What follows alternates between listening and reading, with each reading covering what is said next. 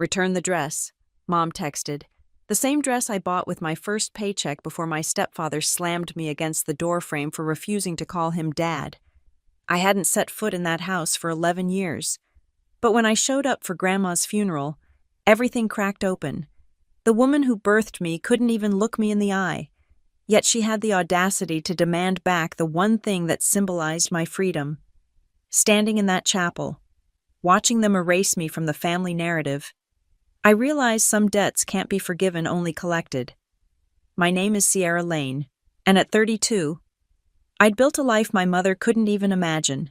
Head of cybersecurity analysis at a tech firm in Denver, corner office with a view of the Rockies, and most importantly, completely independent from the people who once called themselves my family. The text came through during my morning security briefing.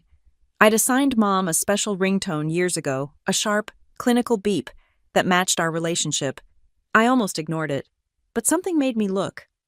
Return the dress, the black one, you know which. Your father wants it back. I stared at the screen until the words blurred. Your father. She still called him that, even though he'd never been anything close to a father to me. Ray Morrison had married my mother when I was 15, moved into our house with his construction worker hands and bourbon breath, and immediately decided I needed discipline. The dress, of course she meant that dress. I closed my eyes and saw it hanging in my closet back home, a simple black sheath dress from Nordstrom Rack. Nothing special to anyone else, but to me, that dress was everything. I'd bought it with my first real paycheck from the campus IT help desk, spent hours trying it on in the cramped dressing room, running my hands over fabric that I'd earned myself.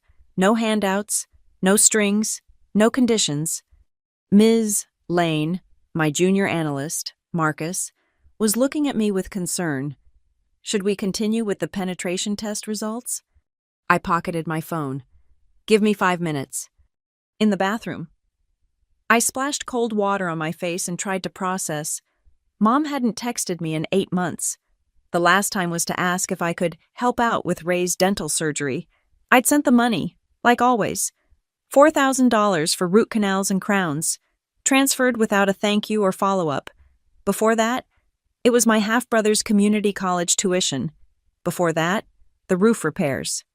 $47,000 over 10 years. I'd kept track in a spreadsheet, initially thinking I'd claim it on taxes as family support.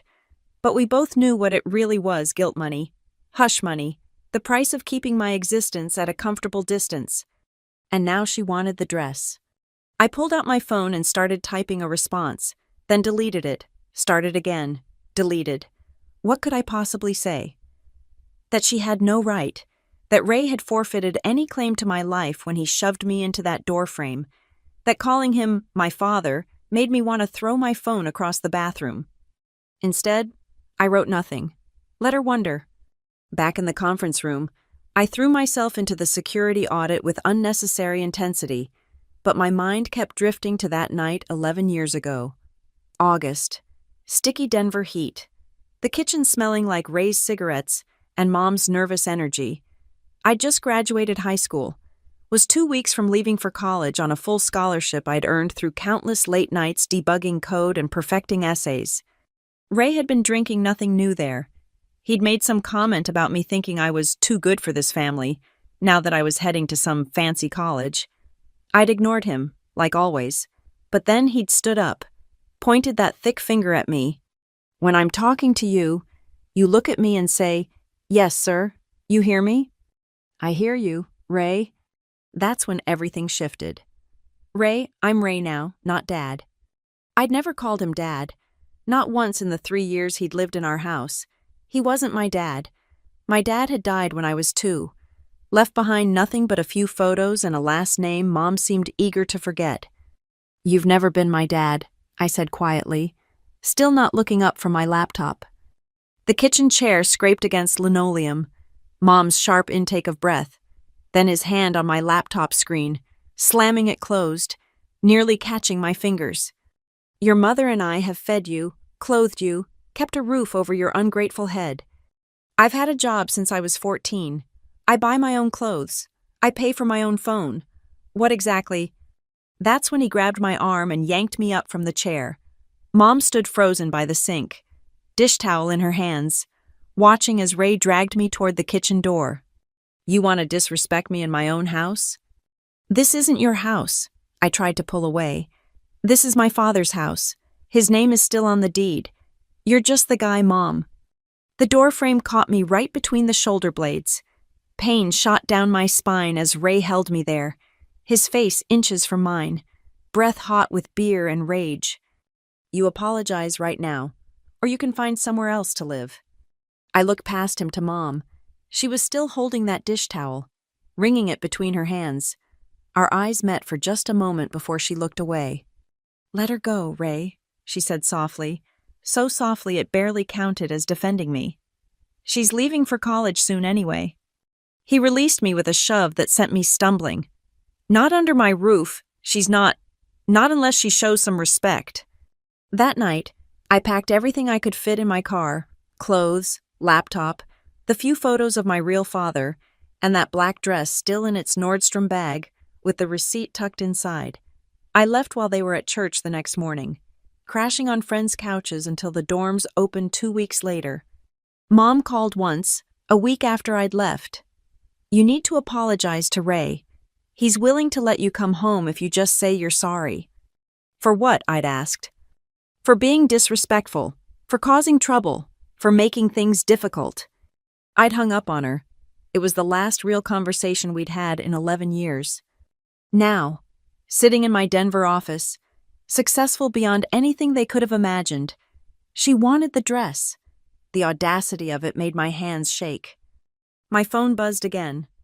"Your grandmother's funeral is Thursday. I assume you won't be there." I stared at the words until they swam. Grandma, the only person in that house who'd ever stood up for me, who'd slipped me 20s when Mom wasn't looking, who'd told me I was smart enough to be anything I wanted, who'd whispered, "You get out of here, baby," when she hugged me goodbye that last time. Dead. And Mom was just mentioning it as an afterthought, an assumption I wouldn't care enough to come. But she was wrong. I'd be there, and I'd be wearing that black dress. The memory of that kitchen door frame had lived in my body for 11 years. Sometimes, when I stretched wrong or slept in an awkward position, I'd feel that spot between my shoulder blades flare up a phantom pain that no amount of success could erase. I was 17 then, just a kid trying to survive until college. Ray Morrison had been in our lives for 2 years, and I'd learned early to stay quiet, stay invisible, stay out of his way. But something about that night, maybe it was the scholarship letter sitting on my desk upstairs, or the acceptance email from Colorado State, or just the exhaustion of pretending this man had any authority over me, made me snap. The confrontation had been building since he'd moved in. Ray liked to play king of the castle in a house he didn't own, making rules about curfews and chores and respect, while contributing nothing but noise and intimidation. Mom had met him at her hospital job. He'd come in for a work injury, and somehow she'd seen husband material in a man who complained about his workers' comp payments and leered at the nurses. "He's stable," she'd told me when she announced they were getting married. "He's got a steady job. He owns his truck outright. We need that kind of security." What we needed was for her to stop confusing control with caring. But I'd already learned that Mom heard what she wanted to hear. The dress, that stupid, beautiful dress, had been my first act of rebellion. Though I hadn't seen it that way at the time, I'd been working at the campus computer lab since sophomore year, saving everything I could for college expenses. But when I got my first full paycheck from my new position as a lab supervisor, I'd done something just for me. I'd driven to the Cherry Creek Mall, walked into Nordstrom Rack like I belonged there, and spent 2 hours trying on professional clothes. The black dress was perfect, sophisticated but not flashy, appropriate for job interviews or presentations. When I looked at myself in the dressing room mirror, I didn't see the girl who ate lunch in the library to avoid Ray's noon visits home. I saw someone with a future. $78. That's what my freedom cost? I'd worn it exactly once before that night to my National Honor Society induction. Mom had come, sat in the back, left before the reception. Ray hadn't bothered. "Bunch of nerds congratulating themselves," he'd said. But Grandma had been there, front row, taking pictures with her ancient digital camera. "You look like a CEO," she'd whispered when she hugged me after. "Like someone who's going places." The night Ray slammed me into the doorframe. The dress was hanging in my closet in its dry cleaning bag, waiting for college interviews. After his hands left bruises on my arms and his words left deeper marks I couldn't see. I'd stood in my room, shaking, and stared at it. Evidence that I was more than this house, this family, this life they'd built around me like a cage. When I packed my car the next morning, the dress went in first. Mom's call a week later had been brief but revealing.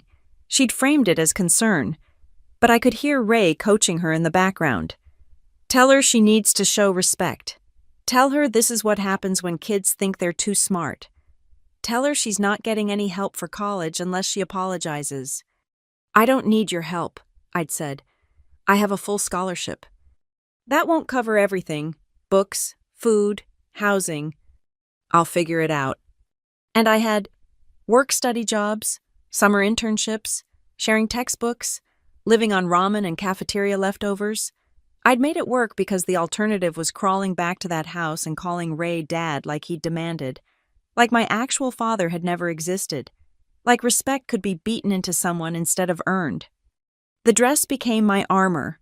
I wore it to my first internship interview at a cybersecurity firm, to my senior thesis presentation, to the career fair where I met the recruiter who'd eventually hire me at SecureTech.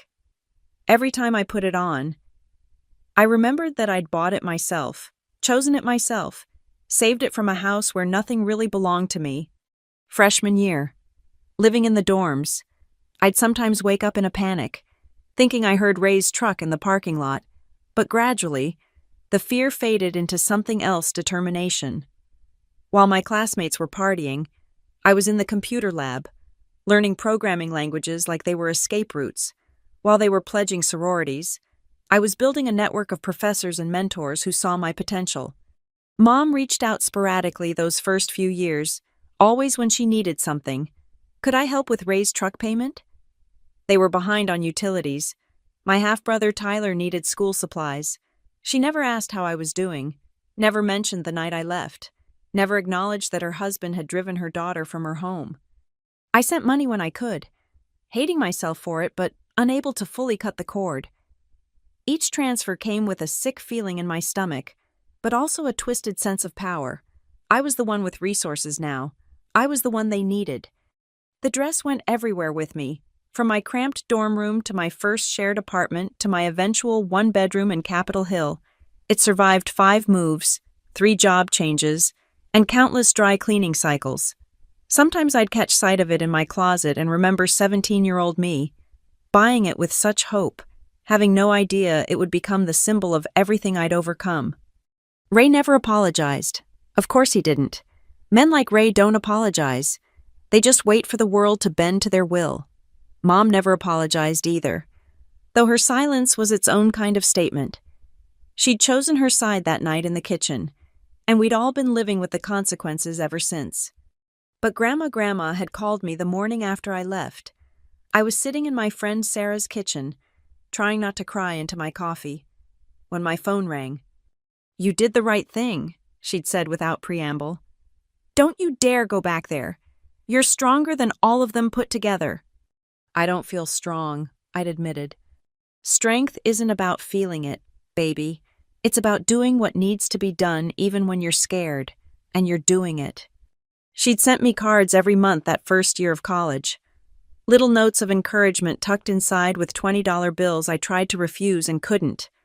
She was the only family member at my graduation, driving herself 6 hours even though Mom had forbidden her from encouraging Sierra's selfishness. Now she was gone, and Mom was texting me about a dress like it was just another transaction. Like 11 years of absence could be reduced to a demand for property that was never theirs to begin with.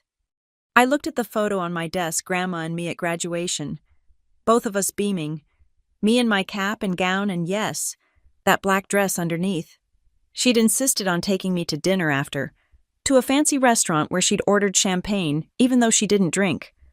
"To my granddaughter," she'd toasted, loud enough for other tables to hear. "Who got herself out and made something of herself? Your daddy would be so proud. It was the only time in years anyone had mentioned my real father with love instead of dismissal. I'd cried into my champagne, and Grandma had reached across the table to squeeze my hand. "Don't you ever let them make you small," she'd said. "You're bigger than their tiny lives, and they know it. That's why they tried to break you. But look at you now." Look at me now, I thought, staring at Mom's text, successful, independent, and still somehow expected to hand over pieces of myself on demand. But Grandma's funeral changed things. I wouldn't just be the absent daughter anymore. I'd show up, wearing that dress, and let them see exactly what they'd pushed away. The dress wasn't just fabric and thread. It was proof that I'd survived, thrived, built a life they couldn't touch, and they'd have to pry it off my cold, dead body before I'd give it back to the man who tried to break me for refusing to call him Dad. I flew into Denver International on Wednesday night, renting a car for the drive to my childhood home in Aurora. The black dress hung in a garment bag in the back seat, pressed and perfect. I'd considered wearing something else, anything else, but Grandma deserved to see me in the outfit that represented everything she'd believed I could become. The funeral home parking lot was fuller than I'd expected. Grandma had touched a lot of lives: church friends, neighbors, the women from her book club. I sat in my rental car for 10 minutes, watching people file in. None of them family I recognized. Finally, I smoothed down the dress, touched up my lipstick, and walked through the doors. The smell hit me first, that funeral home cocktail of flowers and formaldehyde that made my stomach turn. The second thing I noticed was the display board covered in photos. Grandma through the decades, smiling, laughing, living. I searched for any of the two of us together and found none. "Can I help you?" A funeral director appeared at my elbow, professionally somber. "I'm here for Helen Morrison's service. I'm her granddaughter." His eyes flicked to his clipboard. "Oh, I don't see you on the family list. Are you—" "Sierra Lane." I kept my voice steady. "Helen Morrison was my grandmother." "I see. Well, the family is gathering in the Rosewood Room, just down the hall to your left." The Rosewood Room was small, intimate. Mom sat in the front row between Ray and Tyler. My half-brother, who I'd last seen when he was 12, he was 23 now, broad-shouldered like his father, wearing an ill-fitting suit. None of them looked up when I entered. I took a seat in the back row. Other family members filtered in: Ray's sister and her kids.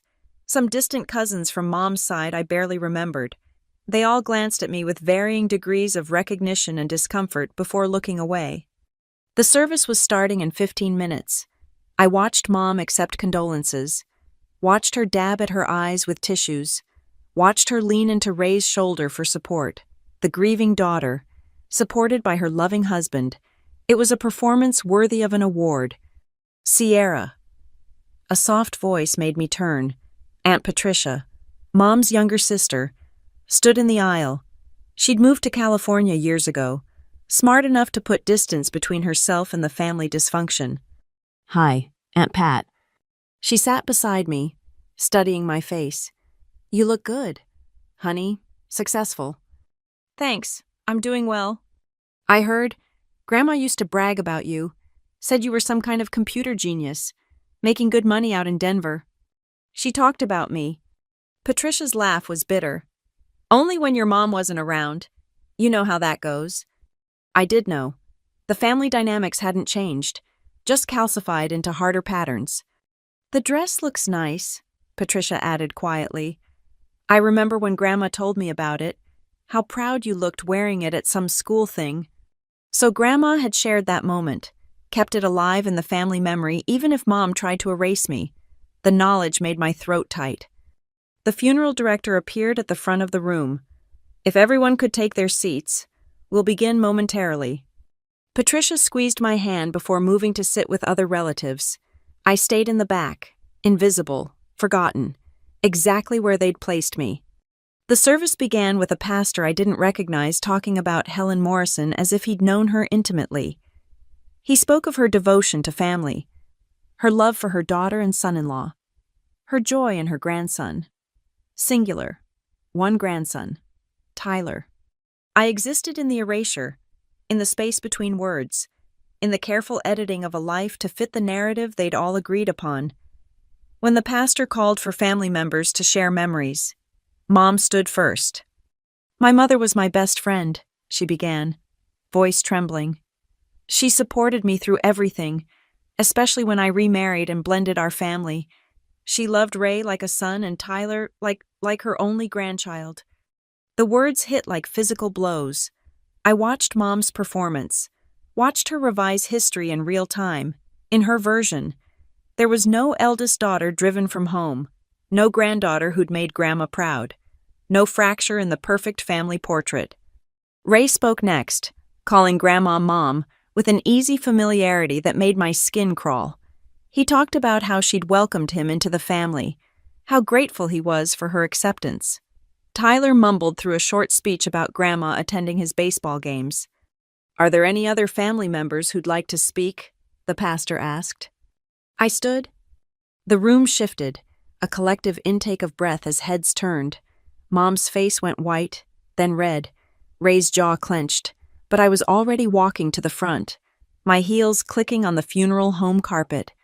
"My name is Sierra Lane," I said into the microphone. "Helen Morrison was my grandmother." Silence, heavy, expectant silence. Grandma taught me that strength isn't about never falling down. It's about getting up every time, even when the people who should protect you are the ones who knocked you down. I looked directly at Mom. She taught me that blood doesn't always mean family, and that sometimes the bravest thing you can do is leave. Mom's hands were shaking. Ray had half risen from his seat. "When I graduated from college, Grandma drove 6 hours to be there. When I got my first promotion, she was the first person I called. When I bought my condo, she sent me a housewarming card with a $100 bill and a note that said, 'For something beautiful, from someone who always knew you were.'" My voice cracked, but I pushed through. "The last time I saw her, she told me she was proud of me, not for my job or my degrees or my success. She was proud that I'd had the courage to save myself when no one else would." She said, I paused, meeting Ray's furious gaze. "She said my father would have been proud too. My real father, the one whose name I carry." "That's enough." Ray was fully standing now. "No," I said calmly. "It's not. Grandma deserves to have her whole truth told, not just the convenient parts. She had 2 grandchildren. She loved us both, even if one of us was erased from the family story." I turned back to the room, to the stunned faces of distant relatives and family friends. Helen Morrison was the only person in this family who chose love over control, who chose truth over comfort, who chose to see me when everyone else chose to look away. She saved my life by telling me it was okay to leave, and I'll honor her memory by telling the truth she never got to say out loud. I stepped away from the microphone and walked back to my seat, legs steady despite the adrenaline flooding my system. The pastor fumbled through closing remarks while Mom sobbed real tears now. But not for Grandma, for the careful fiction I'd just shattered in front of everyone. When the service ended, people filed out slowly, many stopping to stare at me or whisper among themselves. I stayed seated until the room was nearly empty, then stood to say my private goodbye to Grandma. Mom intercepted me at the door. "How dare you?" "How dare I what?" "Tell the truth." "You abandoned this family. You don't get to come back and—" "I was 17, my voice was ice, a child, and you let him hurt me because it was easier than protecting me. You were disrespectful. I was your daughter," the words hung between us, "and you chose him." Ray appeared at her shoulder, face mottled with rage. "You need to leave, now." "I'm not 17 anymore. Ray, you can't throw me out of public places." "The dress," Mom said suddenly. "You wore it on purpose, to mock us." I almost laughed, even now, at her mother's funeral. She was fixated on that dress. "I wore it because Grandma loved seeing me in it, because it represents everything she wanted for me: independence, success, freedom from people like you. People like," Ray stepped forward, "your grandmother loved me. I was more family to her than you ever were." "Is that why she left me the house?" The words fell out before I'd planned to say them. but watching their faces shift from anger to shock to disbelief was worth the premature revelation. "What?" Mom's voice was barely a whisper. "Her lawyer called me last week. Didn't you wonder why you haven't heard from him yet? She left me the house, the one with my father's name still on the deed, the one you've been living in rent-free for over a decade." It was a guess, but their faces told me I was right. They hadn't heard from the lawyer yet. Grandma had made sure I'd know first. "You're lying," but Mom's voice wavered. "Ask the lawyer. I'm sure he'll be in touch soon." I moved past them toward the door. "Oh, and Mom, I'll be keeping the dress. Consider it payment for the $47,000 I've given you over the years. Though really, it's worth so much more than that." I left them standing there in the funeral home doorway, their carefully constructed world crumbling around them. In the parking lot, I sat in my rental car and cried for Grandma, for the 17-year-old girl who'd had to save herself, for all the years of family I'd never get back. But they weren't tears of regret. They were tears of release. Grandma's final gift wasn't just the house. It was permission to stop trying to earn a place in a family that had already written me out of their story. I drove back to my hotel. The black dress still perfect, still mine, still symbolizing everything they'd never been able to take from me. Tomorrow I'd meet with Grandma's lawyer. Tonight, I'd raise a glass of champagne to the woman who'd loved me enough to let me go, and trusted me enough to give me the last word. Back in my hotel room, I hung the black dress carefully in the closet and opened my laptop. The funeral had shaken something loose in me, a need to quantify exactly what this dress meant, not just emotionally, but practically. If Mom wanted to reduce our relationship to transactions, I'd show her the real ledger. I pulled up my financial records, the ones I'd been keeping since college. At first, tracking the money I sent home had been about taxes, hoping to claim family support deductions, but over the years, it became something else: evidence, proof of a relationship that only flowed one direction. The folder was labeled Family Expenses in my cloud drive, neutral, clinical, like everything else about how I'd learned to manage my connection to them. I opened the spreadsheet and started from the beginning. March 2015, $500 for Mom's car repair. I'd been surviving on ramen and campus food bank visits, but she'd called crying about needing to get to work. July 2015, $200 for Tyler's school expenses. He would have been 13 then. I later found out from Aunt Patricia the money went to Ray's DUI lawyer. December 2016, $2,000 for Christmas and bills. I'd spent that Christmas alone in my dorm room, eating Chinese takeout while they enjoyed the holiday I'd helped finance. The numbers added up, year after year. $500 here, $1,000 there, sometimes more, always with a story, always urgent, always with the unspoken understanding that this was what family did. Never mind that family was supposed to be reciprocal. The largest single transfer was in 2019, $8,000 for Ray's dental work. Mom had called me sobbing, saying he was in so much pain he couldn't work, that they'd lose the house if he couldn't get back to construction jobs. I'd emptied half my emergency fund and eaten beans and rice for 3 months to build it back up. There was no thank you card, no follow-up call, just another request 6 months later for Tyler's community college tuition. By my count, I'd transferred $47,832 to Mom over 10 years. That didn't include the birthday cards I'd sent Tyler with money tucked inside, never acknowledged, or the groceries I'd had delivered during COVID when Mom mentioned offhand that Ray's hours had been cut. $47,000. I could have used that for a bigger down payment on my condo, could have traveled, invested more aggressively, or just not spent years anxiously checking my bank balance after each transfer. But the real cost wasn't monetary. It was in the therapy sessions where I unpacked why I felt obligated to buy their love, the relationships I'd sabotaged because I didn't know how to accept care without suspicion, the times I'd worked myself sick because financial security felt like the only real safety net. I closed the laptop and walked to the window. Denver sprawled out below, lights twinkling in the darkness. This city had saved me, given me opportunities to build a life where my worth wasn't contingent on how quietly I could disappear. The dress hung in the closet like a talisman.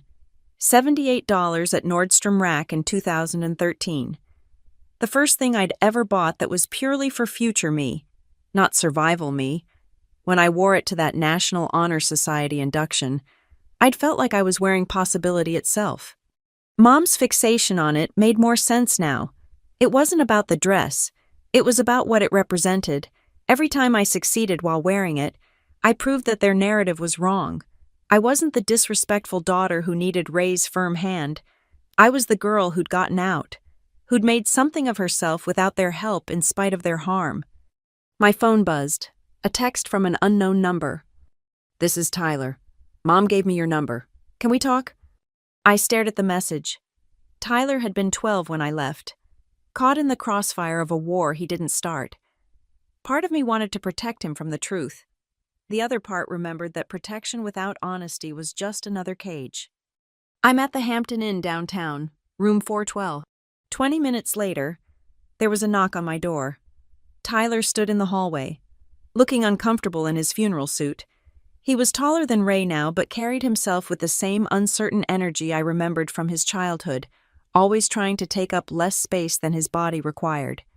"Thanks for seeing me," he said. I gestured him inside. He sat on the chair by the desk, hands clasped between his knees. "I'm sorry about Grandma," I offered. "Yeah, me too." He paused, seeming to gather courage. "I remember you. You know, Mom and Dad always said you chose to leave, that you thought you were too good for us. But I remember." "What do you remember?" "The night before you left, I heard the fight. Heard Dad Ray yelling. Heard something hit the wall. Mom told me the next morning you decided to leave for college early. But your car was already gone, and your room was empty except for the furniture." My throat tightened. "I didn't want to leave you." "I know." He looked up at me then, and I saw our shared mother in his features, but also something else, a questioning, a refusal to accept easy answers. "I found your graduation announcement in Mom's drawer when I was 16. She'd never told me you graduated. I looked you up online, found out you were working at some big tech company.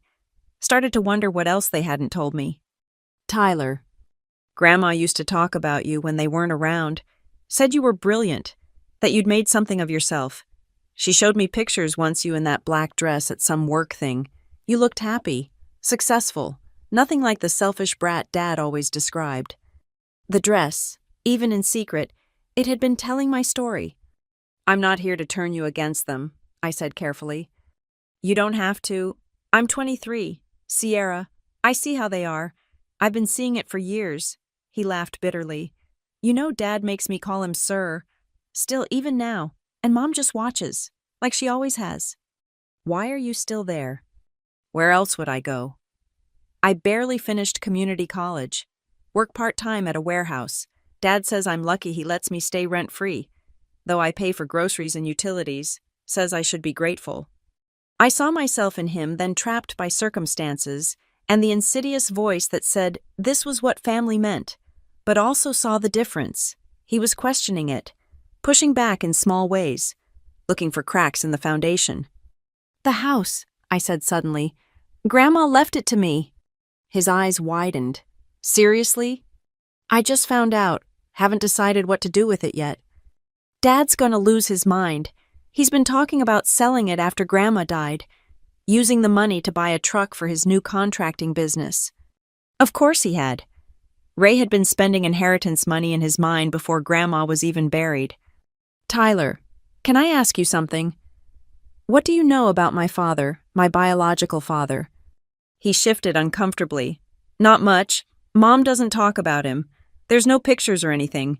Dad always said he was a deadbeat who abandoned you both." Another lie. My father had died in a car accident when I was 2. He'd been coming home from his shift at the hospital. He'd been a radiologic technologist, had just gotten promoted. Grandma told me the truth when I was 16, showed me his obituary she'd saved. He'd been 26 years old, excited about being a dad, planning to buy a house for his young family. "He died," I told Tyler. "Car accident. He never abandoned anyone. Tyler's face went through several expressions: surprise, anger, a dawning understanding of just how deep the lies went. Why would they? Because Ray needed to be the only father figure, needed me grateful for his presence instead of resentful of his intrusion. Hard to demand I call him Dad if I'm allowed to honor my actual father's memory. Shit. Tyler ran his hands through his hair. Sorry. This is a lot. I know. I'm not telling you this to hurt you, but you deserve the truth. You deserve to make informed decisions about your life. He was quiet for a long moment. Then, the dress. Mom's obsessed with it. Keeps saying you stole it, that it belongs to the family. But it's yours, isn't it? You bought it yourself. First paycheck from my campus job, $78 plus tax. I have the receipt somewhere. She made it sound like it was some designer thing worth thousands. I almost laughed. Mom had built up the dress in her mind until it became something else entirely, a symbol of my defiance, my independence, my refusal to play by their rules. In her version, I'd stolen something precious from the family. In reality, I'd just bought myself something nice with money I'd earned. It's from Nordstrom Rack. It's worth maybe $30 now, if that. But she's right that it's valuable, just not in the way she thinks. Tyler stood to leave, then paused at the door.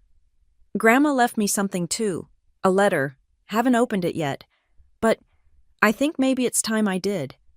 I think that's a good idea. Sierra, I'm glad you came back, even if it's just for this. It's good to know the whole story. After he left, I sat on the hotel bed, processing. Tyler was trapped in the same cycle, but he was aware of it. That had to count for something. Maybe Grandma had seen it too, left him his own keys to freedom. I pulled out my laptop again, opened a new document. If Mom wanted the dress back so badly, I'd give her an itemized bill for what she actually owed me. $47,000, plus interest, plus therapy costs, plus 11 years of missed birthdays and Christmases and celebrations they'd excluded me from. The dress was mine, bought with money I'd earned, representing a future I'd built myself. It had witnessed my evolution from scared teenager to successful professional. It had been my armor in job interviews, my confidence in presentations, my reminder that I was more than their small definitions. Tomorrow, I'd meet with the lawyer about the house, but tonight, I raised a glass of overpriced hotel wine to Grandma, to Tyler's awakening, to the 17-year-old girl who'd known instinctively that a simple black dress could mean everything. They could demand it back all they wanted, but like my dignity, my success, and my truth, it was never theirs to take. The lawyer's office was in an old Victorian house converted to professional suites, the kind of place that smelled like leather and old paper. Mr. Jameson had been Grandma's attorney for 20 years, and his assistant had sounded surprised when I'd called to confirm our appointment. She always spoke highly of you, he said after I'd settled into the client chair. He was younger than I'd expected, maybe early 50s, with kind eyes behind wire-rimmed glasses. Though I gather there's been some distance in the family. That's one way to put it. He pulled out a folder, thick with documents. Your grandmother was very specific in her instructions. She updated her will 6 months ago. Actually, said she wanted to make sure everything was ironclad. 6 months ago. That would have been right after Christmas, the Christmas I'd sent money but hadn't visited, citing work obligations that were really just excuses to avoid Ray. Yes, she came in right after the holidays, very determined, said she'd had a revelation about some things. He adjusted his glasses. She left you the house at 4847 Willow Street, free and clear. The deed was in both her name and your late father's. She never removed him. She said you'd understand why. I did understand.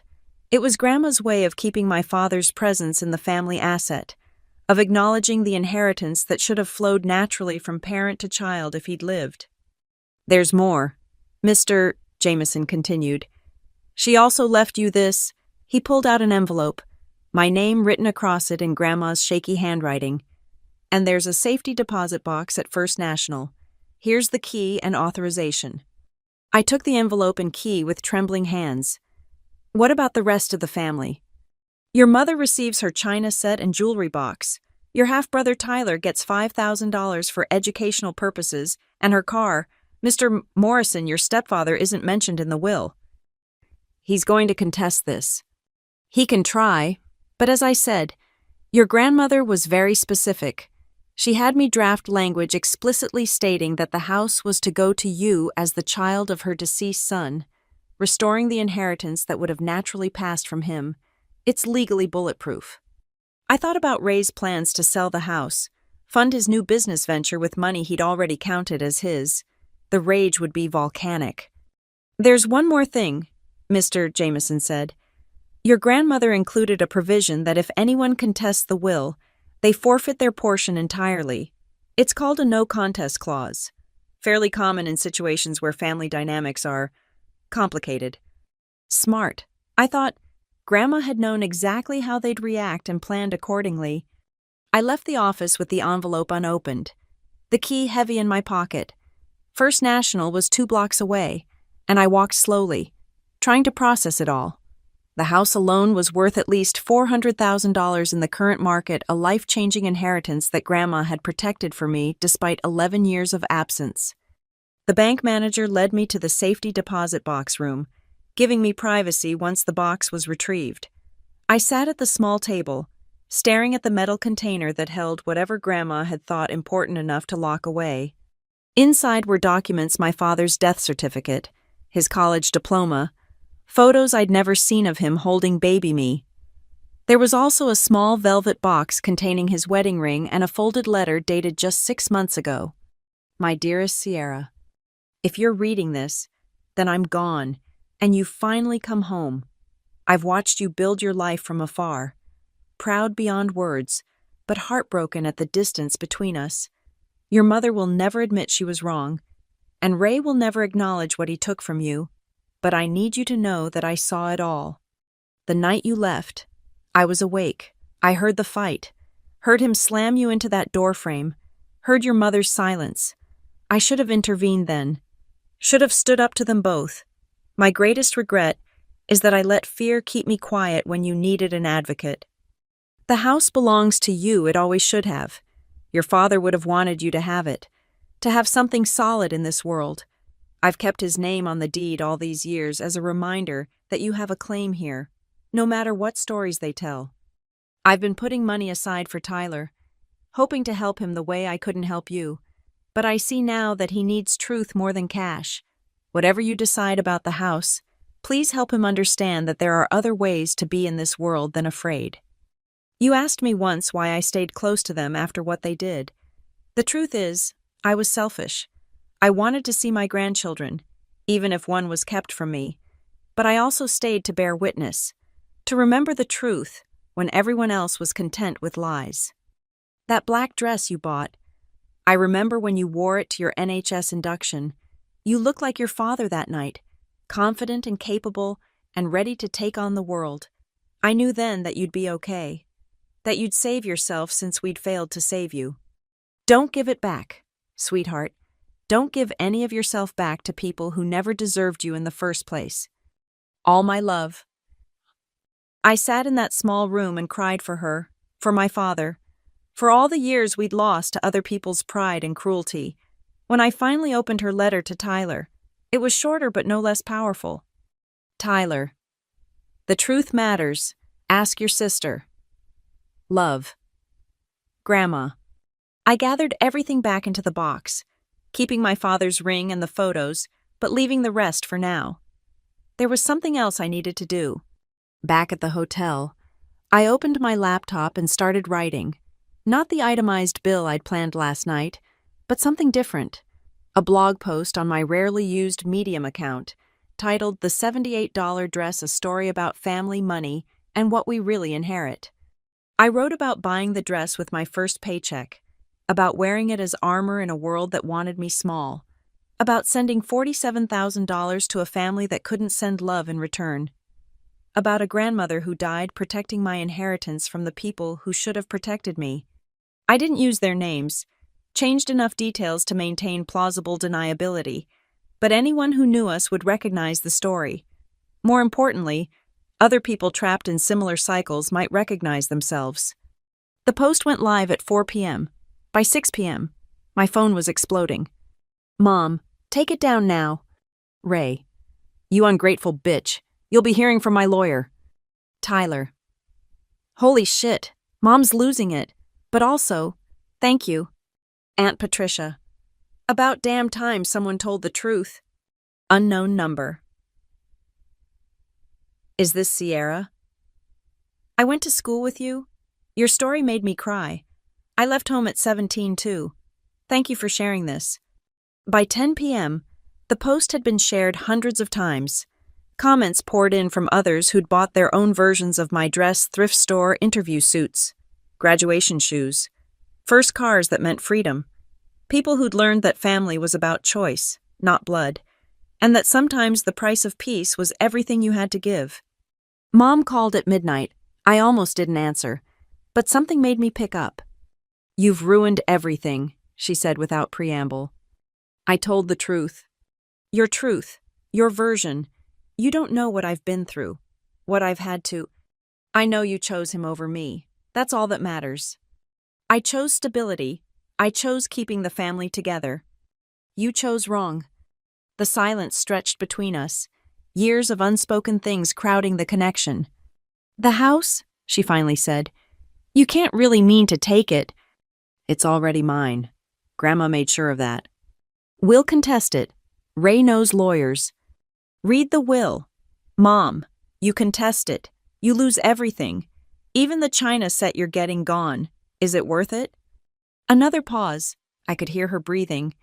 The same anxious rhythm from that night in the kitchen. The dress, she whispered. Just give back the dress. It's all I asked for. Why does it matter so much? Because every time I see it in pictures, every time Patricia mentions it, every time I remember you wearing it, I see my failure.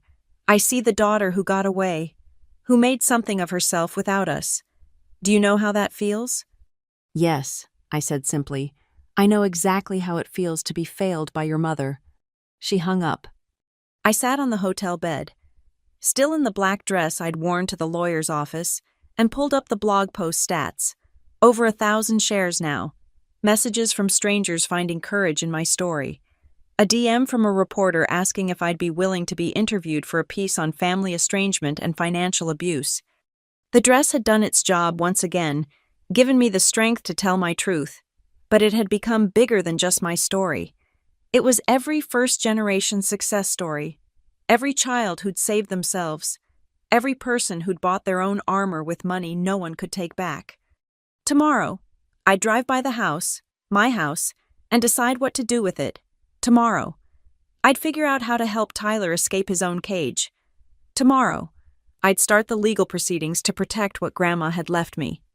But tonight, I ordered room service and champagne, toasted my father's memory with his ring on a chain around my neck, and read every single comment from people who'd found hope in a $78 dress and the girl who'd refused to give it back. The dress hung in the closet, waiting for whatever came next. It had been my freedom, my armor, my proof of survival. Now it was my flag, planted firmly in the ground of my own life, declaring that some things' dignity, truth, self-worth weren't for sale at any price. The invitation came through Tyler, texted at 7 a.m. on Friday. Mom wants to meet, all of us, tomorrow at 2 p.m. at the house. She says to discuss things like adults. Dad will be there. I stared at the message over my morning coffee. 3 days had passed since the blog post went viral, since Mom's midnight call, since the world had shifted on its axis. My phone had been silent from their end after that initial explosion, which worried me more than the angry texts had. Tell her I'll be there, I typed back, then added, Are you okay? Been staying at a friend's. It's been intense here. I could imagine. Ray's control depended on silence, on the family accepting his version of reality. My post had shattered that, exposed the dynamics to sunlight. Men like him didn't handle exposure well. Saturday arrived gray and drizzling, fitting weather for what felt like a final confrontation. I dressed carefully, black slacks, white silk blouse, And yes, the dress worn as a sophisticated jacket. If they wanted to discuss things like adults, I'd show them what an adult looked like. The house looked exactly the same, yellow siding faded to beige, front porch sagging slightly, Ray's truck dominating the driveway. But now it was mine, or would be, once the paperwork cleared. The knowledge sat strange in my chest, like wearing shoes a size too big. Tyler answered the door. He looked exhausted, stress written in the dark circles under his eyes.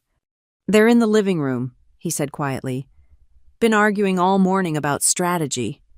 The living room hadn't changed either. Same brown couch, same photos on the mantel, none of me. I noticed, same smell of cigarettes and Febreze. Mom sat rigid in her armchair while Ray paced by the window. They both turned when I entered.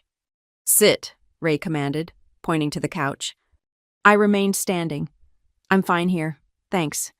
His jaw clenched, but Mom touched his arm, a warning. They'd definitely discussed strategy.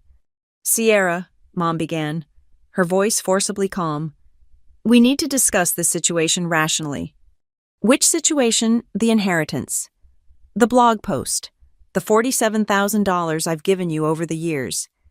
"The house," Ray interjected.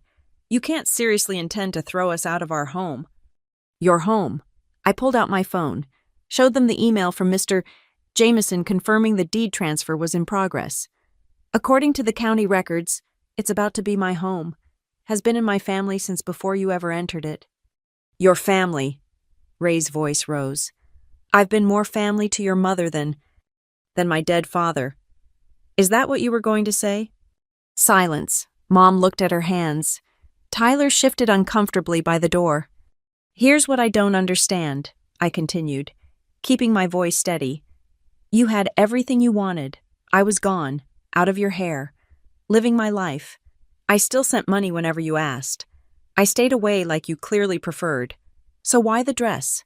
Why demand the one thing that was purely mine?" Mom finally looked up. It was Ray's idea. "Donna." Ray's warning was sharp. But she kept going, words spilling out like water through a broken dam.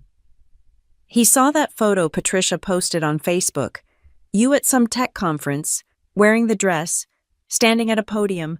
He said it wasn't right. You out there showing off while we struggled. Said you owed us for all those years of raising you." "I raised myself from 14 on," I said quietly. "Working after school, buying my own clothes, paying for my own phone. What exactly did I owe you for?" "We kept a roof over your head," Ray started. "My father's roof, in my grandmother's house, neither of which you paid for. I paid utilities, insurance, maintenance. While living rent-free for 15 years, do you want me to calculate fair market rent for that period? Because I guarantee you've come out ahead." Tyler made a small sound surprise or maybe admiration. Mom's face had gone pale. "This is what you've driven us to," she said, "talking about family like it's a business transaction. You texted me about a dress before telling me my grandmother died.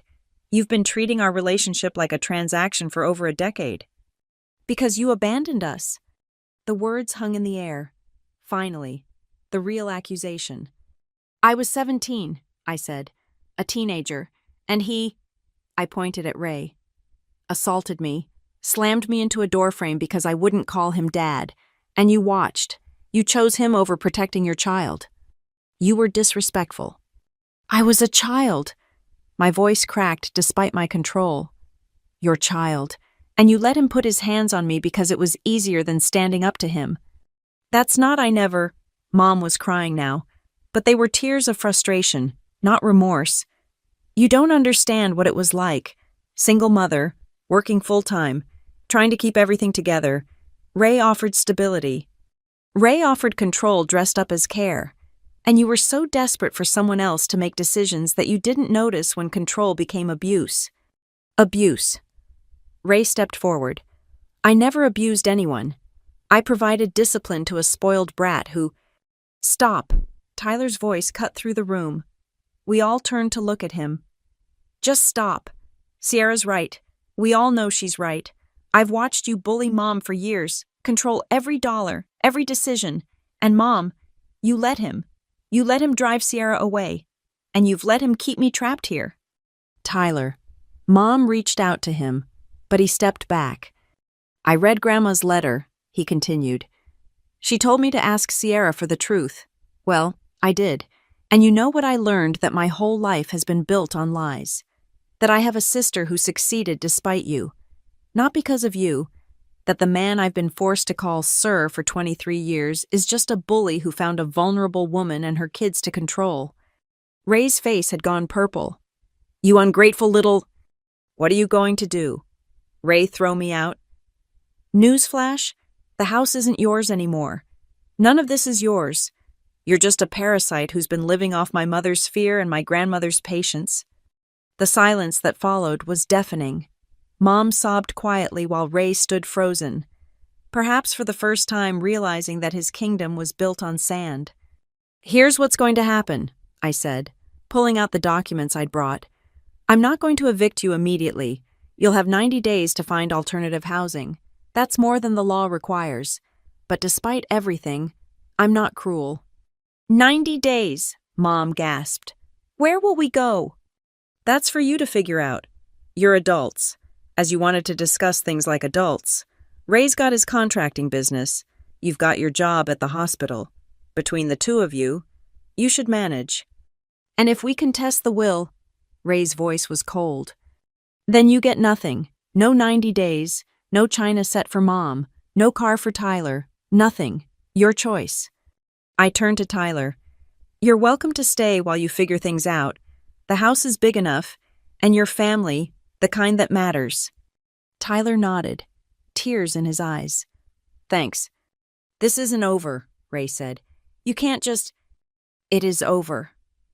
I pulled the black dress jacket tighter around me, armor for this final battle. It's been over since the night you put your hands on a teenager for refusing to feed your ego. You just didn't know it yet. I headed for the door, then turned back. Oh, and the dress. It's mine, bought with my money, worn to my achievements, symbolic of my freedom from people like you. You want it so badly because it represents everything you couldn't control, couldn't take credit for, couldn't diminish. Well, guess what? You can't have it. You can't have any piece of me anymore. Sierra, please, Mom called out. You're still my daughter. No, I said quietly. I'm the daughter you threw away. There's a difference. I left them there. Mom crying, Ray seething, Tyler standing straighter than I'd ever seen him. Outside, the rain had stopped, and weak sunlight was breaking through the clouds. Fitting, I thought. My phone buzzed as I got in my rental car. A text from Mr. Jameson. Deed transfer complete. Congratulations, homeowner. Another from Tyler. Thank you for everything. Grandma was right, the truth does matter. And one from an unknown number. Ms. Lane, this is Rebecca Chen from the Seattle Times. We're doing a series on family estrangement and financial abuse. Would you be available for an interview?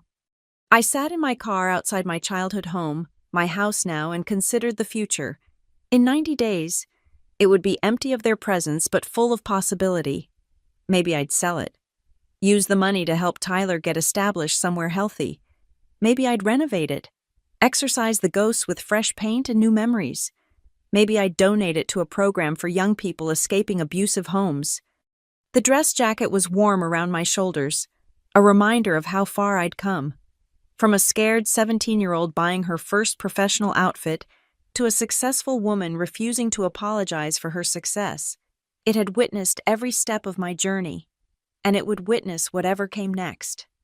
I pulled out of the driveway, leaving the past behind but carrying its lessons forward. Some things were worth fighting for: truth, dignity, the right to define yourself, and some things, like a $78 dress and the strength it represented, were never for sale.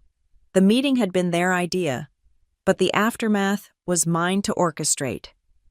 I checked back into the Hampton Inn for another week, knowing there was more to be done before I could return to Denver. The house transfer was complete, but the real work was just beginning. Tyler called that evening. Things exploded after you left. Ray packed a bag and went to his sister's place. Mom's been in her room crying. I'm thinking about looking for an apartment tomorrow. Wait on that, I said. Let's meet for breakfast. Just you and me. The next morning, over pancakes at a diner that hadn't changed since high school, I laid out my proposal to Tyler. Stay in the house for the full 90 days. Save every penny you would have spent on rent. I'll charge you nothing. Use that time to figure out what you actually want to do with your life, not what Ray told you was realistic. Tyler's eyes widened. I can't ask you to. You're not asking. I'm offering. Grandma wanted you to have a chance at something better. This is me making sure you get it. What about Mom? Mom's a grown woman who made her choices. But if she decides to leave Ray, she can stay the 90 days too. That's as generous as I'm prepared to be. Tyler nodded slowly, processing. You know he's not going to leave quietly. Right, Ray doesn't handle losing well. I thought about the security cameras I'd already ordered for the property. Let me worry about Ray. That afternoon, I met with a property management company. If I was going to be an unwilling landlord for 3 months, I'd do it properly. They'd handle any maintenance issues, collect documentation, and serve as a buffer between me and whatever drama unfolded. By Tuesday, my phone had accumulated 17 missed calls from Ray and 43 texts ranging from threats to pleas to incoherent rage. I screenshot everything, forwarding it all to Mr. Jameson just in case. The call from Rebecca Martinez at the Seattle Times came while I was reviewing security system quotes. Your blog post has really resonated with our readers, she said. We'd like to do a deeper piece on financial abuse within families, and your story perfectly illustrates patterns we're seeing nationwide. I agreed to the interview, but only if we could do it over video. I wanted to be back in Denver, in my own space, when I told this story again. Wednesday brought an unexpected visitor. Aunt Patricia stood at my hotel room door with a bottle of wine and a grim expression. Thought you could use this, she said, holding up the bottle. We sat on the small balcony, drinking wine from hotel room cups while she filled in gaps I'd never known. Your mom was different before, Patricia said. When your dad was alive, she was confident, independent, had opinions, but after he died, it's like she forgot how to make decisions. Ray showed up right when she was most vulnerable. That doesn't excuse what she let happen. No, it doesn't. I tried to tell her when you left that she was making a mistake. She said I didn't understand the pressure of being a single parent. Maybe I didn't, but I understood that you don't sacrifice one child's safety for another's stability. Did you know Grandma left me the house? Patricia smiled. I helped her find Mr. Jameson. She came to me after last Christmas, said she'd had enough of watching Ray treat her home like his personal kingdom. She wanted to make sure you got what was rightfully yours. Why didn't anyone tell me what was happening, that she was sick? She wasn't sick, honey. Heart attack in her sleep. And as for telling you your mom had everyone convinced you wanted nothing to do with the family, she'd forward your texts about the money you sent but edit out anything personal. Made it seem like you were just fulfilling an obligation. The manipulation ran deeper than I'd realized. Mom had been curating my image to the family as carefully as she'd erased me from it. Thursday morning brought legal documents from Ray's lawyer, actually just a paralegal friend who'd drawn up a threatening letter. I forwarded it to Mr. Jameson, who responded within an hour, amateur hour, I'll handle this. Tyler texted updates throughout the day. Mom had started packing. Ray had come by to get more clothes and ended up in a screaming match with her in the driveway. The neighbors were starting to notice the drama. By Friday, I was exhausted. The emotional labor of managing this crisis from a hotel room was wearing on me. But then something shifted. My blog post had been picked up by a larger platform, and messages poured in from strangers sharing their own stories. A woman in Michigan who'd supported her family through nursing school only to be called selfish for moving away for a better job. A man in Florida whose parents demanded he pay back the cost of raising him when he came into an inheritance. Story after story of adult children treated like ATMs by the very people who should have celebrated their success.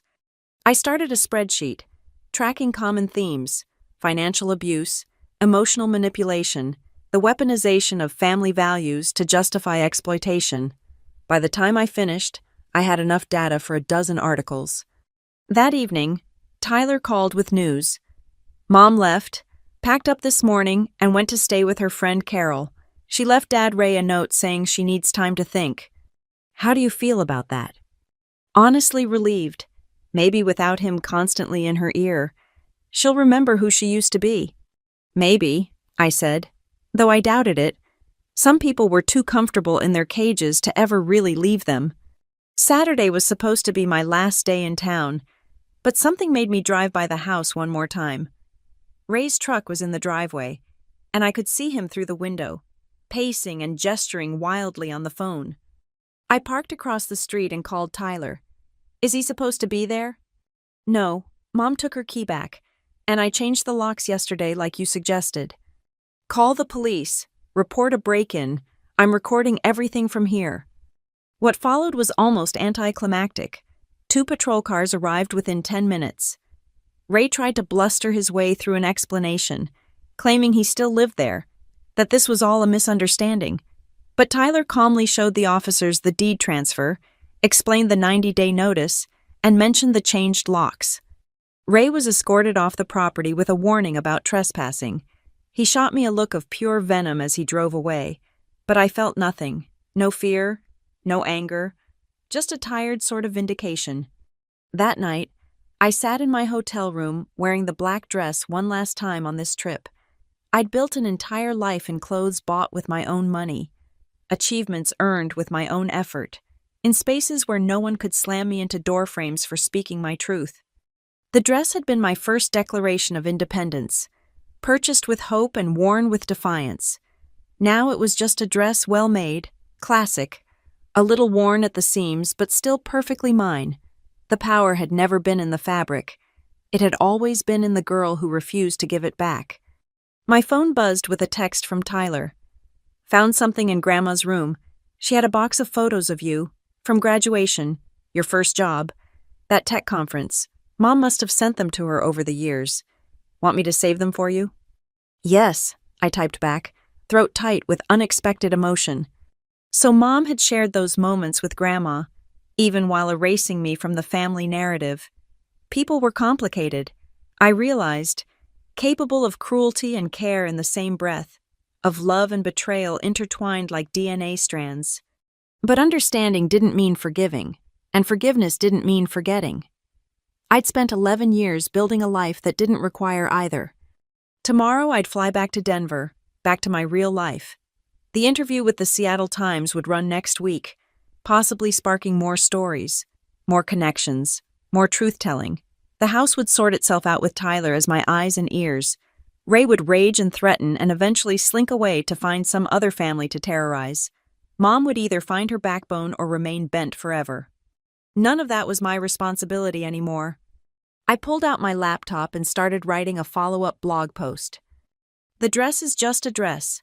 The money was just money. The house is just a house.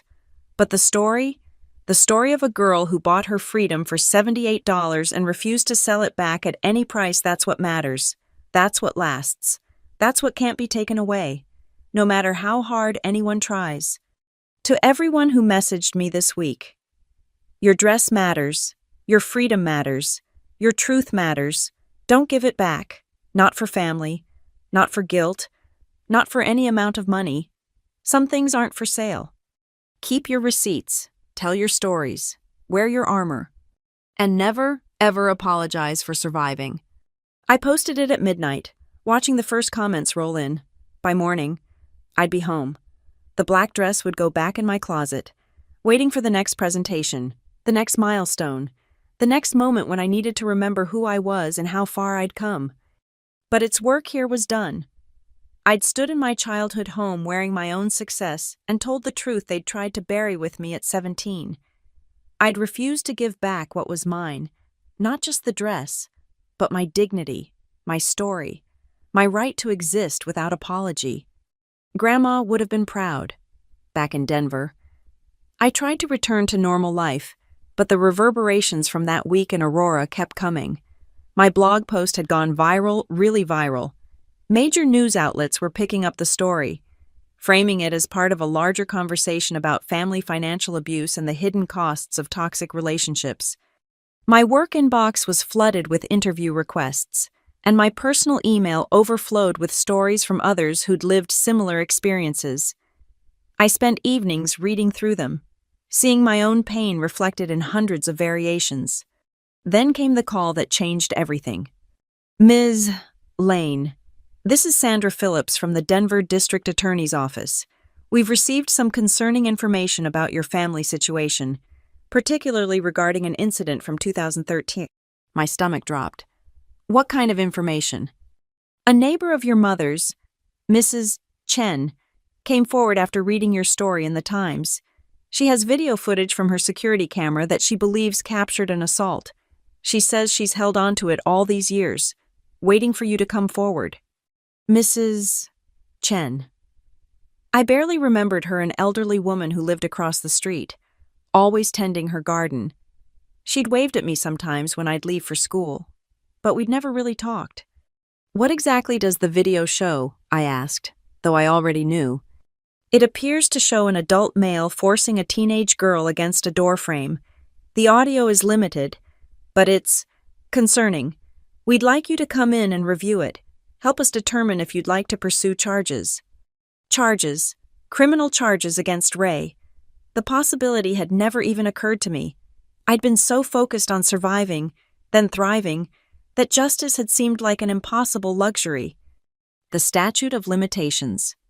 For assault on a minor in Colorado, we have 10 years. You're still within the window. Barely.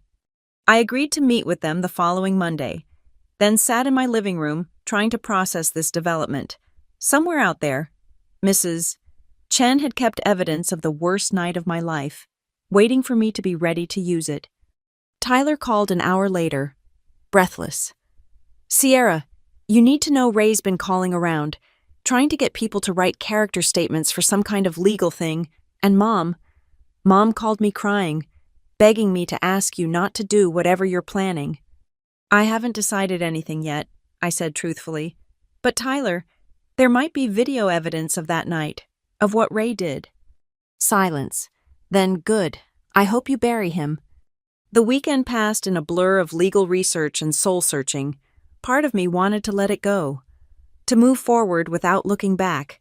But another part, the 17-year-old, who'd driven away in the dark, bruised and afraid, wanted Ray to face consequences for once in his life. Monday morning, I sat in a small viewing room at the DA's office, watching grainy security footage from 11 years ago. There I was, 17 and defiant, standing in the driveway. There was Ray, storming out of the house, grabbing my arm. The camera angle caught it all, him dragging me to the door.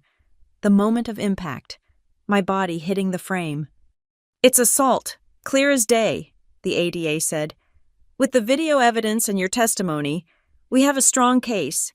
But I need to be honest, these cases can be difficult. He'll likely plead down to a lesser charge. Might not serve any jail time. The question is whether it's worth it to you to go through the process. I thought about Tyler, still trying to break free from Ray's influence, about other kids in that neighborhood who might be suffering in silence, about Mrs. Chen, who'd saved this evidence for over a decade, believing that someday it would matter. Yes, I said, it's worth it. The news of Ray's arrest made the local papers. Aurora man charged with assault after viral blog post leads to video evidence. Mom called me 17 times that day. I didn't answer any of them. But Tyler did, and he reported back. She's a mess. Keeps saying you're destroying the family. That Ray's not perfect, but he doesn't deserve this. I told her the family was destroyed 11 years ago when she chose him over you. How did she respond to that? She hung up on me. But Carol, Mom's friend, she called me later. Said Mom's been different lately, questioning things. Maybe this will finally break Ray's hold on her. The preliminary hearing was set for 6 weeks out. I threw myself into preparation, working with the prosecutor to build the strongest case possible. The video was damning, but they wanted more character witnesses, documentation of the pattern of control and abuse. That's when the unexpected allies started emerging. First was Tyler, who provided a detailed statement about years of Ray's controlling behavior, then Aunt Patricia, who documented her concerns in emails to friends over the years. Even some former neighbors came forward with stories of things they'd witnessed but hadn't known how to address. But the biggest surprise was the letter that arrived at my lawyer's office 3 weeks before the hearing. "I know I have no right to ask for your forgiveness," Mom had written in shaky handwriting. "But I need you to know that I see it now, all of it, what he was, what I let him do, what I let him take from us. I'm prepared to testify if it helps. I know it's too late to be the mother you needed then, but maybe I can at least tell the truth now." I stared at the letter for a long time, trying to feel something. Vindication, hope. But all I felt was tired. Some bridges, once burned, couldn't be rebuilt. They could only be acknowledged as ash. The hearing arrived on a Tuesday morning.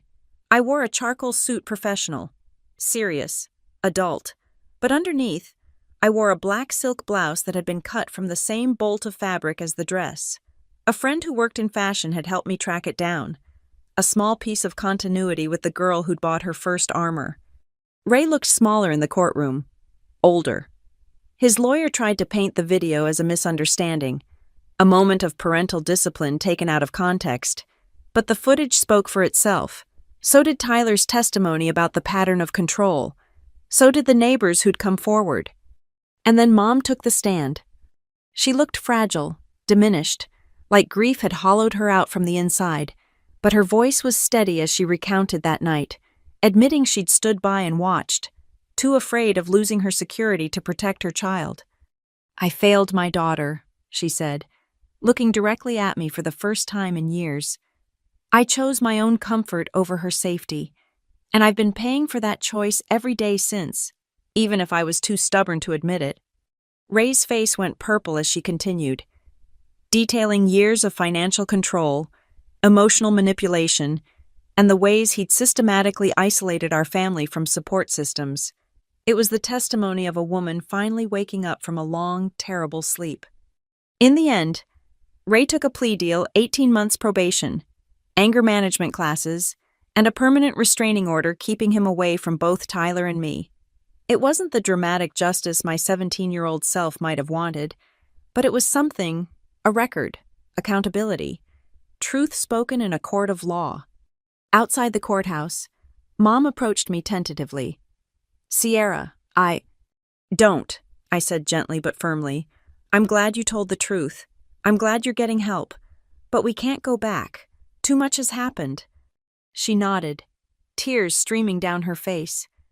"I know. I'm so sorry.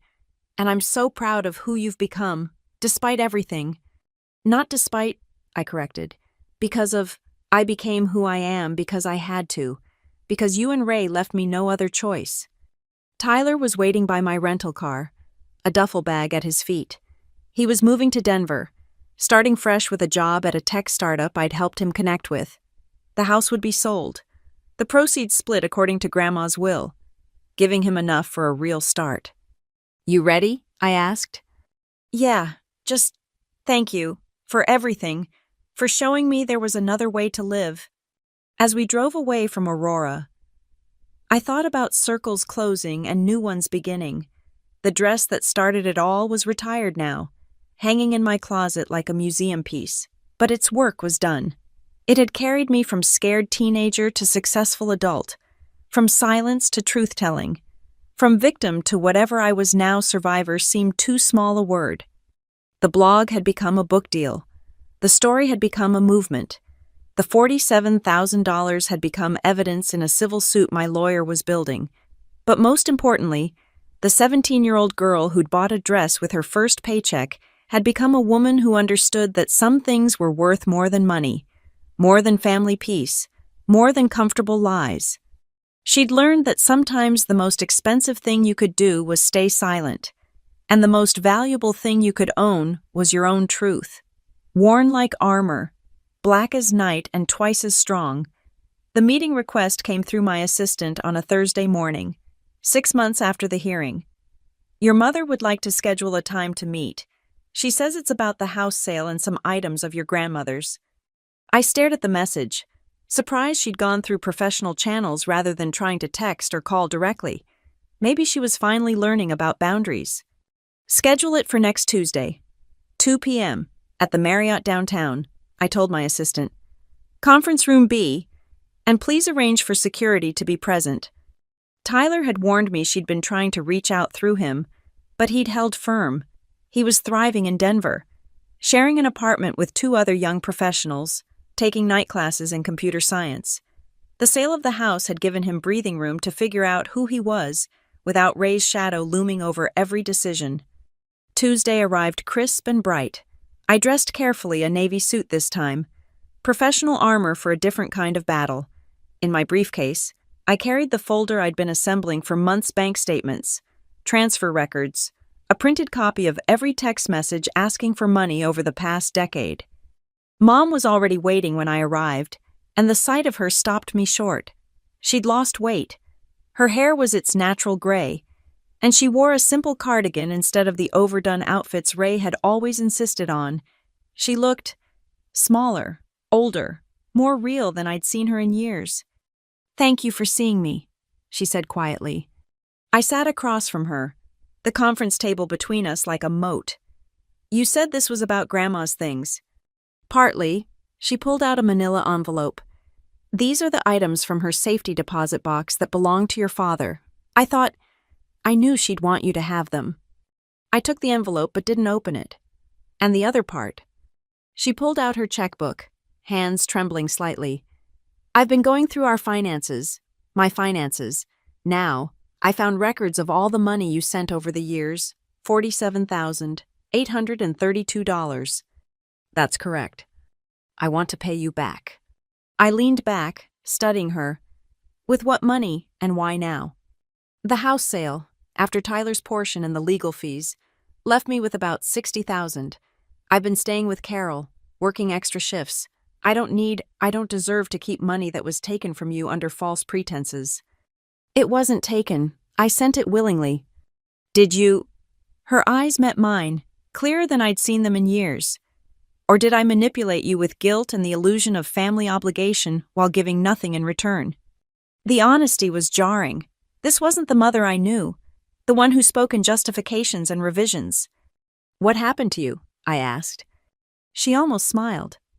"Therapy happened, court-ordered for Ray, voluntary for me. Turns out when you spend 15 years with someone who controls every aspect of your life, you forget how to think for yourself." The therapist. "She's helping me remember who I was before, who I might still be able to become." "And who is that?" "I don't know yet, but I know who I don't want to be anymore. The woman who chose a man's comfort over her daughter's safety. The woman who erased her first husband's memory to accommodate her second husband's ego.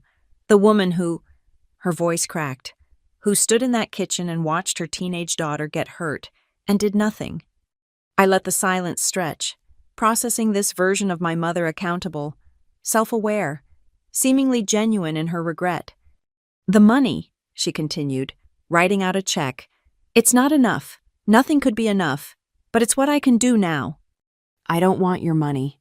"Then donate it, burn it, frame it as a reminder of what not to do. But I can't keep it. Every dollar represents a moment I failed you, a time I took advantage of your success while resenting you for it." She slid the check across the table. $47,832. Everything I'd given, returned. "What about Ray?" I asked. Her face hardened. "The restraining order violation landed him in jail for 30 days. His sister posted bail, but he's staying with her now. The divorce will be final next month." "You're divorcing him." "I should have divorced him 11 years ago, the moment he laid hands on you, but I was a coward then. I'm trying not to be one now."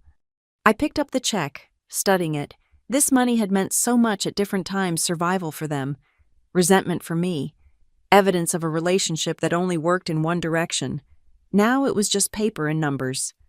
"If I take this," I said slowly, "it doesn't fix anything. We don't suddenly have a relationship. The past doesn't get erased." "I know. I'm not trying to buy forgiveness. I'm trying to balance the scales. Maybe to stop taking from you, even if I can never give back what really matters. I folded the check and put it in my briefcase. I'll donate it. There's a program for teens aging out of foster care. Helps them get established. Seems appropriate. Mom nodded, tears streaming down her face. Your father would have liked that. He always wanted to help kids who didn't have advantages. Tell me about him, I said suddenly. The real him, not Ray's version.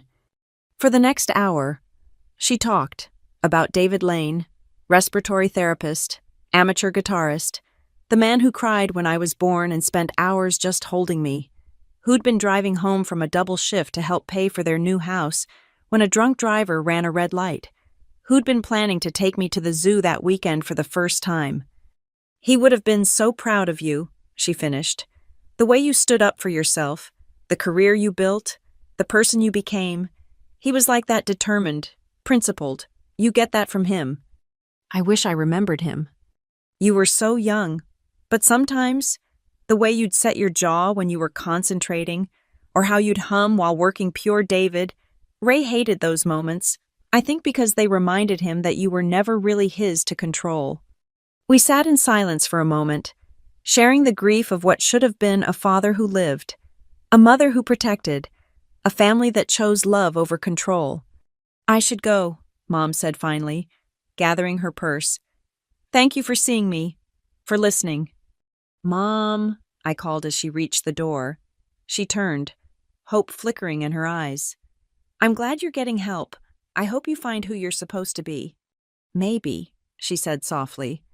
I'll start with trying to be the mother you deserved, even if it's too late for us. Maybe I can learn to be better for someone else. Volunteer work, perhaps, with kids who need advocates. That sounds like a good start. She left, and I sat in the conference room alone, processing.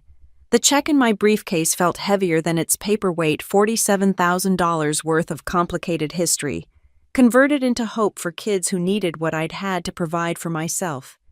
That evening, Tyler came over for dinner at my apartment. I told him about the meeting, showed him the check. She's really trying, he said, surprised. Maybe, or maybe this is just another performance. Time will tell. You don't trust her. I don't trust anyone who's shown me who they are that clearly, but I can appreciate the effort, and I can hope she becomes someone better, even if it's not for my benefit. We ate Thai food and talked about his classes, his new girlfriend, the life he was building free from Ray's shadow. He was seeing a therapist too, unpacking years of being told he was worthless without Ray's guidance. I've been thinking about that dress, he said suddenly. The famous dress, what it represented. What about it? I want to buy something like that. Not a dress, obviously, but something that's just mine, that represents my freedom. Maybe a really good laptop for school, something I choose, I save for, I earn. That sounds perfect. Will you help me pick it out? You know about computers and symbolic purchases. I smiled. Of course.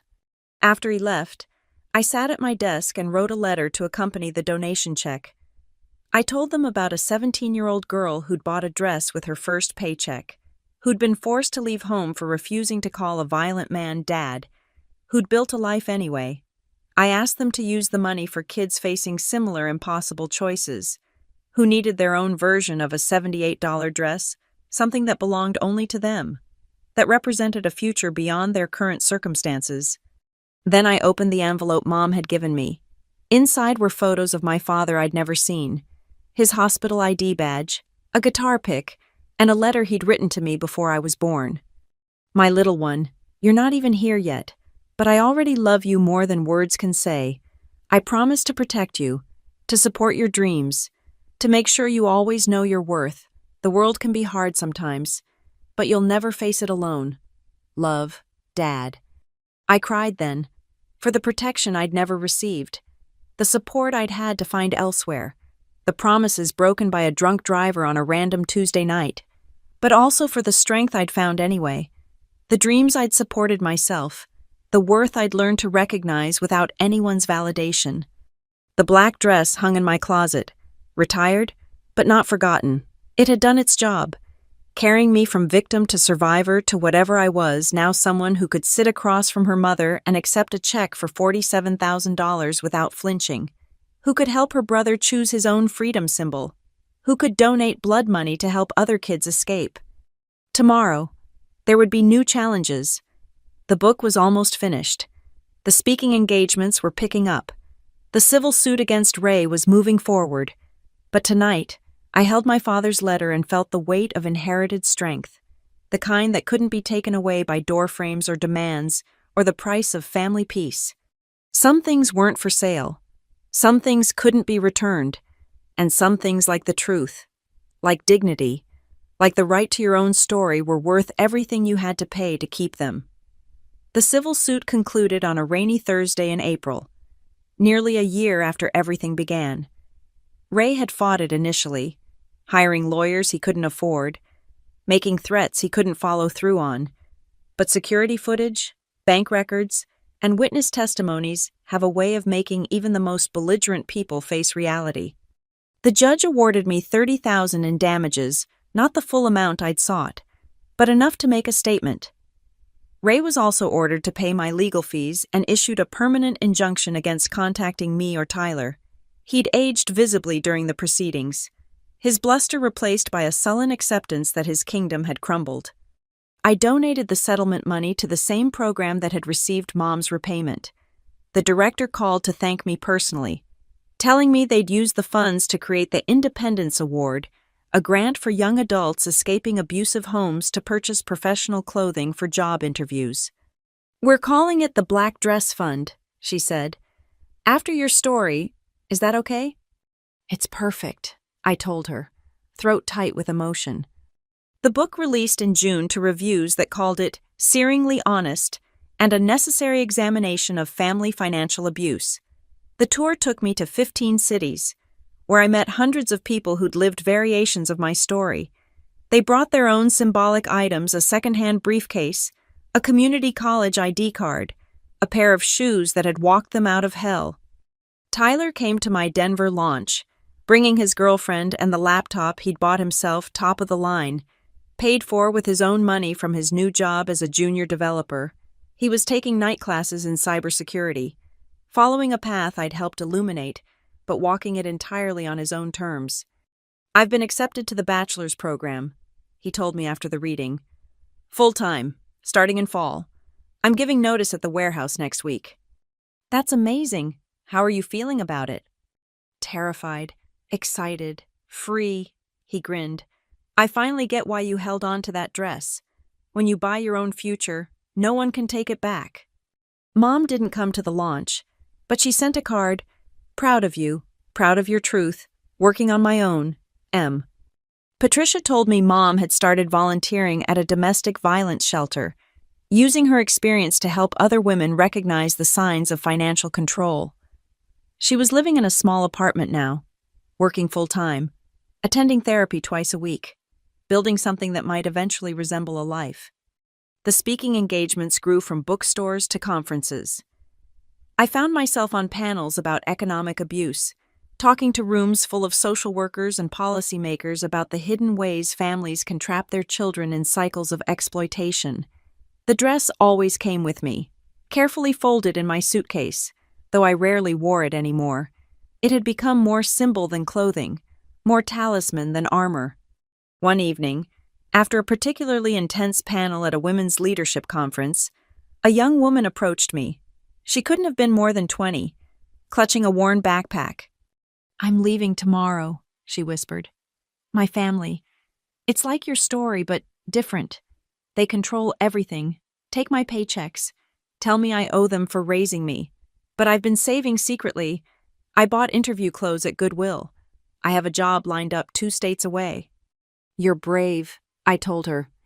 "I'm scared." "That's okay. Brave and scared aren't opposites. They're often the same thing." She hugged me then, fierce and quick, before disappearing into the crowd. I never learned her name, but I thought about her often. Another girl with her own version of a black dress, writing her own escape story. The final house closing was scheduled for October 1st. I flew back to Denver from a speaking engagement in Seattle. Tyler meeting me at the property for one last walkthrough. The rooms were empty now, echoing with possibilities rather than memories. "It looks bigger without their stuff," Tyler observed. "Everything does. Once you clear out what doesn't belong." We stood in the kitchen, by the doorframe that had changed everything. The wood was scuffed, ordinary, just a transition between rooms, not the monument to violence it had been in my nightmares for over a decade. "You okay?" Tyler asked. "Yeah, it's just a doorway." The new owners were a young family, expecting their second child. They had plans to renovate the kitchen, update the bathrooms, fill the space with new laughter. I liked thinking of children growing up here who would only know door frames as passages to somewhere better. That night, in my apartment overlooking the Denver skyline, I took the black dress from my closet one last time. It was showing its age, a pulled thread here, fading there. 11 years of symbolism had left their mark. I laid it on my bed, smoothing the fabric. Tomorrow, I'd take it to the Textile Preservation Department at the Denver Art Museum. They'd accepted it as part of their contemporary culture collection, an artifact of resilience in material form. School groups would see it, read the placard about economic abuse and family estrangement and the price of freedom. But tonight, it was still just my dress, the one I'd bought with hope and worn with defiance, the one Ray had demanded back, as if he could claim my independence by claiming my clothing, the one that had been worth so much more than $78. Though that had been everything I'd had to spend. My phone buzzed, a text from an unknown number, but the area code was familiar. "This is your mother. I wanted you to know I told my therapy group about the dress today, about why I wanted it back. It was never about the dress. It was about control, about trying to pull you back into a life where I had power. I see that now. I'm sorry it took me so long." I stared at the message for a long moment, then typed back, "Thank you for seeing it. That matters." 3 dots appeared, disappeared, appeared again. Finally, "I love you. I know that doesn't fix anything, but it's true." I didn't respond. Some truths came too late to change anything, even if they were real. But I didn't delete the message either. The book tour would resume next week. There were talks of a documentary, perhaps a podcast series exploring other stories like mine. The Black Dress Fund had helped 17 young people so far, each buying their own piece of independence. Tyler was thriving, Mom was trying, Ray was someone else's problem now. And me, I was standing in my own apartment, successful beyond 17-year-old Sierra's wildest dreams, surrounded by a life I'd built from scratch. The girl who'd bought a dress with her first paycheck had become a woman who understood that freedom wasn't something you purchased once it was something you chose every day, over and over, no matter the cost. Tomorrow, the dress would become history, but tonight, it was still mine. A reminder that some things, dignity, truth, the right to leave what harms you, are never for sale, no matter who thinks they own you. I raised a glass of wine to the dress, to the girl who'd bought it, to everyone still saving for their own escape, to Mrs. Chen who'd kept the evidence, to Grandma who'd kept the faith, to Tyler who'd found his courage, even to Mom, who might yet find her way to someone worth being. The city lights sparkled beyond my windows, each one a story, a struggle, a hope. Somewhere out there, someone was planning their escape, someone was buying their first piece of freedom. Someone was learning that family isn't always blood, that love isn't always control, that staying isn't always strength. To all of them, I offered the only wisdom I had. Your dress is out there. Your freedom is possible. Your truth matters. Don't give it back. Not for anyone. Not for any price. Not ever. Thank you so much for listening to this story. I'd love to know where you're listening from. Please comment below and share your thoughts about Sierra's journey. If this story resonated with you, please subscribe to the channel and hit the like button. And if you want more people to hear this story, please hit the hype button to help it reach others who might need to hear that their freedom is worth fighting for. Your support means everything. Until next time, keep writing your own story.